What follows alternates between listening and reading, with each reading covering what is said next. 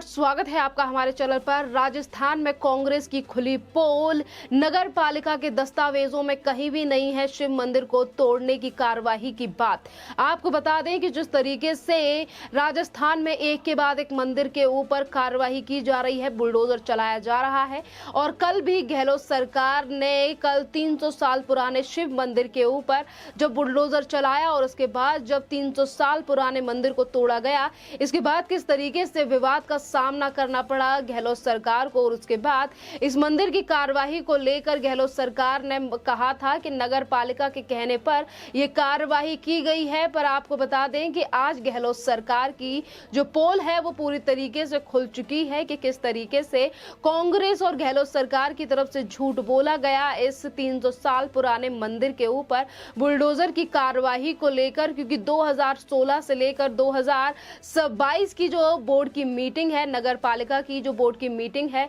उसके पेपर निकलकर सामने आ रहे हैं, जिसमें ना ही तो 16 में जिक्र है दस्तावेजों में कि मंदिर के ऊपर कार्रवाई होनी चाहिए या फिर मंदिर अवैध है, और ना ही तो 2021 के जो पेपर हैं, बोर्ड की मीटिंग के जो पेपर हैं, उसमें ना ही तो तब जिक्र किया गया है बोर्ड की तरफ से, नगर पालिका की तरफ से, कि मंदिर के ऊपर कार्रवाई होनी चाहिए। आपको बता दें कि 2021 के जो पेपर निकलकर सामने आए हैं, इसमें महज 100 जो मकानों के ऊपर जो कार्यवाही की गई है उनका नाम जरूर है कि जो अवैध जमीन है, छज्जे निकले हुए हैं या दुकान बनी हुई है, इनके ऊपर कार्यवाही होनी चाहिए। पर जो बोर्ड की मीटिंग है, नगर पालिका के जो पेपर हैं, उनमें कहीं पर भी ये नहीं लिखा हुआ है कि मंदिर के ऊपर कार्यवाही होनी चाहिए या मंदिर अवैध है। तो फिर किसके कहने पर गहलोत सरकार ने मंदिर के ऊपर कार्यवाही की? आज जो ये सवाल है लगातार उठा चला आ रहा है और यही बड़ा कारण है कि आज एक के बाद एक जो कांग्रेस के नेता हैं या फिर जो अधिकारी हैं,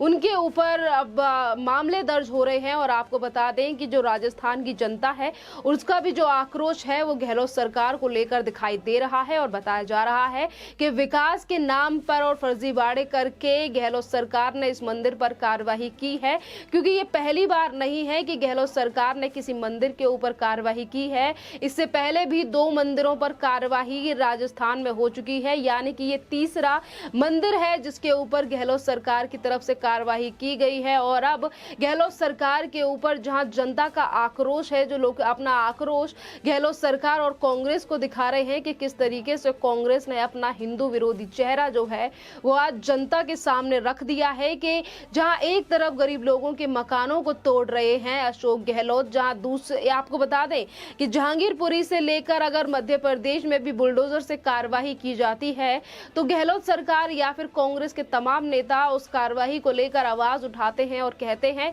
कि एक विशेष समुदाय के ऊपर कार्यवाही की जा रही है और ये जो कार्यवाही की जा रही है वो गलत है। और कैसे कांग्रेस सरकार जो है वो राजस्थान में मंदिरों को एक के बाद एक टारगेट कर रही है। और अब तो ये भी खुलासा हो चुका है कि जो आरोप लगाया जा रहा था कांग्रेस की तरफ से कि बोर्ड के कहने पर नगर पालिका के आदेश के बाद मंदिर के ऊपर कार्यवाही की गई है, क्योंकि बोर्ड की बात करें तो जो ज्यादा बहुमत है वो बीजेपी के पास है और बीजेपी की तरफ ही, यानी कि एक तरफ से बीजेपी के ऊपर आरोप मढ़ने का प्रयास किया जा रहा था कांग्रेस की तरफ से, जिसका अब पर्दाफाश हो चुका है। और अब मंदिर की कार्यवाही को लेकर बीजेपी लगातार हमलावर है अशोक गहलोत सरकार पर। एक के बाद एक ट्वीट आ रहे हैं, बयानबाजी हो रही है। और इसी बीच भारतीय जनता पार्टी के राज्यसभा सांसद करोड़ी लाल मीणा ने भी कल रात से राजस्थान में जिस जगह पर मंदिर तोड़ा गया है वहां पर धरना प्रदर्शन किया और अभी भी धरना प्रदर्शन उनका जारी है। और बीजेपी की तरफ से लगातार इन बातों को उठाया जा रहा है कि आखिरकार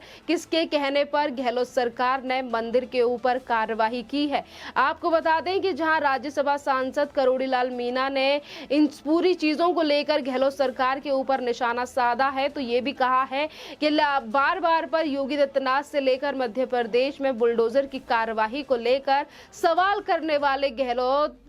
अशोक गहलोत किस तरीके से राजस्थान में सिर्फ और सिर्फ मंदिरों को टारगेट कर रहे हैं। ये तुष्टीकरण की राजनीति है जो कि गहलोत सरकार की तरफ से की जा रही है। जहां एक तरफ तुष्टीकरण की राजनीति का नाम लिया है करोड़ी लाल मीणा ने, जो कि भारतीय जनता पार्टी के राज्यसभा सांसद हैं, तो वहीं दूसरी तरफ औरंगजेब से तुलना कर दी है अशोक गहलोत की और कहा है कि ये औरंगजेब और बाबर था उससे भी ज्यादा बर्बर हैं अशोक गहलोत, जिस तरीके से मंदिरों के ऊपर कार्रवाई की जा रही है कांग्रेस के शासन में। आपको बता दें कि ये पहली बार नहीं है और 3 से ज्यादा मंदिरों को राजस्थान में जिस तरीके से बुलडोजर चलाया गया है इन मंदिरों के ऊपर, आज देश भर से जो लोग हैं वो गहलोत सरकार से और कांग्रेस से सवाल पूछ रहे हैं कि आखिरकार कांग्रेस को हिंदू और हिंदुत्व से इतनी ज्यादा नफरत क्यों है और आखिरकार गहलोत सरकार मंदिरों को क्यों टारगेट कर रही है और झूठा नाम नगर पालिका के ऊपर लगाकर क्यों आखिरकार 300 साल पुराने शिव मंदिर के ऊपर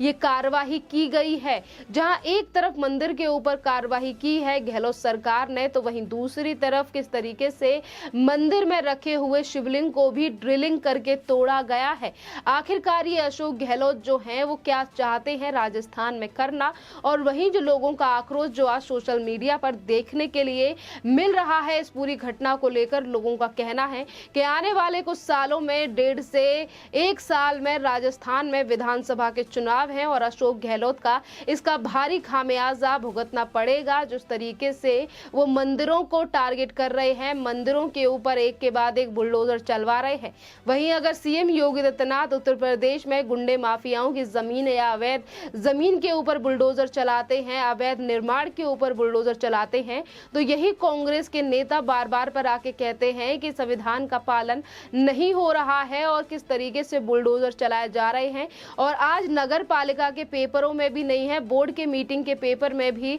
कोई दस्तावेज नहीं है मंदिर को लेकर, तो फिर कैसे अशोक गहलोत मंदिरों के ऊपर कार्रवाई कर रहे हैं। आपको बता दें कि जिस तरीके से राजस्थान में लोगों के घरों को तोड़ा जा रहा है और वहीं अगर दूसरी तरफ देखें तो किस तरीके से करौली में दंगे हुए रामनवमी के मौके पर, और दंगे के जो आरोपी थे उनके घर पर बुलडोजर चलाने के लिए मना कर दिया था सीएम अशोक गहलोत ने और कहा था कि गरीबों के घरों के ऊपर बुलडोजर नहीं चलाना चाहिए, अगर किसी के घर पे बुलडोजर चले तो उसके ऊपर क्या बीतती है उससे पूछिए। और वही अशोक गहलोत किस तरीके से 100 से ज्यादा लोगों के घरों के ऊपर बुलडोजर चला रहे हैं, कैसे मंदिरों को तोड़वा रहे हैं। तो आज किस तरीके से अशोक गहलोत सिर्फ और सिर्फ एक